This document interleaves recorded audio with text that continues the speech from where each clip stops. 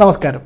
പലപ്പോഴും കോളേജിൽ ജോയിൻ ചെയ്ത് കഴിഞ്ഞ് നമ്മൾ കേൾക്കുന്ന സ്ഥിരം പല്ലവിയാണ് പെട്ടുപോയി സാർ, ഈ കോളേജിൽ നമ്മൾ പെട്ടുപോയി. നല്ലൊരു കോളേജ് എങ്ങനെ ചൂസ് ചെയ്യുക എന്നുള്ളത് നല്ലൊരു കോഴ്സ് തിരഞ്ഞെടുക്കുന്ന പോലെ തന്നെ പ്രാധാന്യമുള്ളൊരു കാര്യമാണ്. ഞാനൊന്ന് ഡിസ്കസ് ചെയ്യാൻ പോകുന്നത് എങ്ങനെ നല്ലൊരു കോളേജ് നമുക്ക് ചൂസ് ചെയ്യാം. Infrastructure, quality of the faculty, placements, research, academic, campus life, ഇതെല്ലാം അതിനൊരു പാർട്ടാണ്. ഇന്ന് ഇന്ത്യയിൽ നല്ലൊരു കോളേജ് ചൂസ് ചെയ്യാനായിട്ടുള്ള ഒരു ഫ്രെയിം വർക്ക് നമുക്കുണ്ട്. Even though there are lot of rankings by private players and all. Government of ഇന്ത്യയുടെ നാഷണൽ ഇൻസ്റ്റിറ്റ്യൂട്ട് റാങ്കിങ് ഫ്രെയിം വർക്കാണ് ഈ ഒരു കാര്യത്തിൽ നമുക്ക് ആശ്രയിക്കാവുന്ന ഒരു മാനദണ്ഡം. ഞാൻ പറയുന്ന കോളേജിൽ ജോയിൻ ചെയ്യുന്നതിന് മുമ്പ് വിദ്യാർത്ഥികളും മാതാപിതാക്കളും നിർബന്ധമായിട്ട് ഈ വെബ്സൈറ്റ് ഒരു പ്രാവശ്യമെങ്കിലും നിങ്ങൾ സന്ദർശിക്കണം. ഈ എല്ലാ വർഷവും ഈ റാങ്കിങ് നിങ്ങൾക്ക് കാണാനായിട്ട് പറ്റും. ഈ 2025 NIRF national institute ranking frame work rankings already വന്നിട്ടുണ്ട്.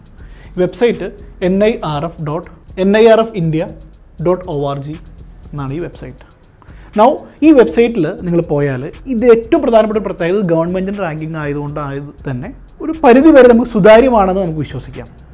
2, ഇതിൽ ഒരു overall ranking university college ranking മാത്രമല്ല, നിങ്ങൾ പോകുന്ന സ്പെസിഫിക് ഡൊമൈൻ അനുസരിച്ച്, for example engineering, management, pharmacy, medical, dental, law, architecture, agriculture, innovation, ഈ എല്ലാ മേഖലകളിലെയും റാങ്കിങ് നിങ്ങൾക്ക് അവിടെ കാണാൻ പറ്റും. ഇത് മാത്രമല്ല, open university, skill university, state public യൂണിവേഴ്സിറ്റികളെല്ലാം റാങ്ക് ചെയ്തിട്ടുണ്ട്. പ്രധാനമായിട്ട് 2025 ഇപ്പോൾ ഏറ്റവും വർഷത്തെ റാങ്കിങ്ങിൽ സസ്റ്റൈനബിൾ ഡെവലപ്മെൻറ്റ് ഗോൾസിലേക്കുള്ള ഇൻസ്റ്റിറ്റ്യൂഷൻസിൻ്റെ പ്രയാണം അതും കൂടെ റാങ്കിങ്ങിൽ ഉൾപ്പെടുത്തിയിട്ടുണ്ട്. സോ നിങ്ങൾ പോകാൻ ഉദ്ദേശിക്കുന്ന സെക്ടർ ഏതാണോ ആ സ്പെസിഫിക് സെക്ടറിലെ റാങ്കിങ് നോക്കുന്നതായിരിക്കും ഉചിതം എന്നാണ് എൻ്റെ വ്യക്തിപരമായ അഭിപ്രായം. ഇനി നിങ്ങൾ ഒരു എക്സാമ്പിളായിട്ട് മാനേജ്മെൻറ്റിലോട്ട് പോവുകയാണെങ്കിൽ, മാനേജ്മെൻറ്റിൽ പോയാൽ നിങ്ങൾക്ക് അറിയാൻ പറ്റും, number 1 IIM Ahmedabad, number 2 IIM Bangalore, and number 3 നമ്മുടെ കേരളത്തിലുള്ള IIM കോഴിക്കോട്. ഇതാണ് 1, 2, 3 നിലവിൽ പോകുന്നത്. ഇവിടെ നമുക്കൊരു സ്പെസിഫിക് സ്റ്റേറ്റ് നമ്മൾ ഇനി കോളേജ് സെലക്ട് ചെയ്യുന്നത് പലപ്പോഴും റാങ്കിങ് മാത്രം നോക്കിയല്ല. നമുക്ക് പഠിക്കാൻ ഉദ്ദേശിക്കുന്ന ചില സിറ്റീസിൽ ചിലക്ക് പഠിക്കാൻ താല്പര്യം ഉണ്ടാവാം, ചില സ്റ്റേറ്റിൽ പഠിക്കാൻ താല്പര്യം ഉണ്ടാവാം. ഇനി അതല്ല, ചില നല്ല ക്യാമ്പസ് ലൈഫ് ആഗ്രഹിക്കുന്നവരുണ്ടാവാം. ഇനി അതല്ല, റിസർച്ചിന് വളരെ ഫോക്കസ്ഡ് ആയിട്ട് ആഗ്രഹിക്കുന്നവരുണ്ടാകാം. ഇനി അതൊന്നുമല്ല, എനിക്ക് ജോലി മാത്രം മതി, പ്ലേസ്മെൻ്റാണ് ഞാൻ ആഗ്രഹിക്കുന്നതെന്ന് ചിന്തിക്കുന്നവരുണ്ടാകാം. ഇങ്ങനെ പല കാര്യങ്ങൾ നമ്മൾ കൺസിഡർ ചെയ്യേണ്ടി വരും. ആദ്യം തന്നെ നിങ്ങളിവിടെ പോയാൽ സ്റ്റേറ്റ് വൈസ് നിങ്ങൾക്കൊന്ന് സോർട്ട് ചെയ്യാൻ പറ്റും. ഇപ്പോൾ നിങ്ങൾ പോയാൽ കേരളത്തിൻ്റെ കേസിൽ നിങ്ങൾക്ക് കാണാം, കേരളത്തിൻ്റെ കേസിൽ if you look at the context of Kerala, there are around 4 colleges in this top 4 category.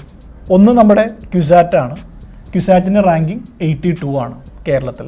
Then of course NIT is there, national institute of technology, NIT Kozhikode, അവരുടെ B school, it's ranking as 85. IIM Kozhikode which is already there, number 3. I'm not telling this because IIM already ഞാൻ പറഞ്ഞു ഇന്ത്യയിൽ തന്നെ number 3 ആണ്. പക്ഷേ എനിക്ക് തോന്നുന്ന interesting ഒരു കാര്യം, പ്രൈവറ്റ് B സ്കൂൾസിൽ രാജഗിരി ബിസിനസ് സ്കൂൾ, കൊച്ചിയിലുള്ള രാജഗിരി ബിസിനസ് സ്കൂളാണ് കേരളത്തിൽ നിന്നുള്ള ടോപ്പ് 100ലുള്ള ഏക മാനേജ്മെൻറ്റ് സ്ഥാപനം എന്നാണ് ഈ ഡേറ്റ സൂചിപ്പിക്കുന്നത്. ഇൻട്രസ്റ്റിംഗ് ആയിട്ടുള്ള വേറൊരു കാര്യം നിങ്ങൾക്ക് ഇതിനകത്ത് ചെയ്യാവുന്നത്, ഫോർ എക്സാമ്പിൾ രാജഗിരി ബിസിനസ് സ്കൂളിൻ്റെ കേസ് തന്നെ എടുത്താൽ, ഈ PDF ഡോക്യുമെൻ്റ് നിങ്ങൾ ക്ലിക്ക് ചെയ്താൽ എന്തുകൊണ്ട് ആ റാങ്കിങ് അവിടെ സംഭവിച്ചു എന്ന് നിങ്ങൾക്ക് കൃത്യമായിട്ട് അവിടെ മനസ്സിലാക്കാനായിട്ട് പറ്റും. ഇനി ആ PDF ക്ലിക്ക് ചെയ്ത് ആ PDF ഇങ്ങനെ ഓപ്പൺ ചെയ്താൽ എന്തൊക്കെ ബേസിലാണ് ഈ കോളേജിൽ റാങ്ക് ചെയ്തിരിക്കുന്നത് നിങ്ങൾക്ക് മനസ്സിലാക്കാൻ പറ്റും. Infrastructure, placement, faculty, research, higher studies, ഇതെല്ലാം ഇതിൻ്റെ മാനദണ്ഡങ്ങളാണ്. ഒരു ക്രിട്ടിക്കൽ ഡേറ്റ നിങ്ങൾക്ക് ഞാൻ കാണിച്ചു തരാം. ഇവിടെ വളരെ കൃത്യമായിട്ട് നിങ്ങൾക്ക് മനസ്സിലാവുന്ന ഒരു കാര്യമാണ് പ്ലേസ്മെൻറ്റ് ആൻഡ് ഹയർ സ്റ്റഡീസ്. ഈ പ്ലേസ്മെൻറ്റ് ഹയർ സ്റ്റഡീസിൻ്റെ ഡേറ്റ നോക്കിയാൽ ഈ വർഷത്തിൽ കഴിഞ്ഞ 3 വർഷം ഹയർ സ്റ്റഡീസിന് പോയ കുട്ടികൾ, പ്ലേസ്മെൻറ്റ് കിട്ടിയ കുട്ടികളുടെ എണ്ണം, ഈ പ്ലേസ്മെൻറ്റ് കിട്ടിയ കുട്ടികളുടെ മീഡിയൻ സാലറി, ഇതെല്ലാം നിങ്ങൾക്ക് കൃത്യമായിട്ട് അറിയാൻ പറ്റും. അപ്പോൾ ഈ പ്ലേസ്മെൻറ്റിനെ പറ്റി വീരവാദം പറയുന്ന അല്ലെങ്കിൽ ജോലി കിട്ടുമെന്ന് ഉറപ്പ് പറയുന്ന കോളേജുകളെ ഈ ഒരു കാര്യം നിങ്ങൾ ശ്രദ്ധിക്കുക. ഈ NIRF റാങ്കിങ്ങിൽ ഈ പർട്ടിക്കുലർ ഡേറ്റ നിങ്ങളൊന്ന് നോക്കുക.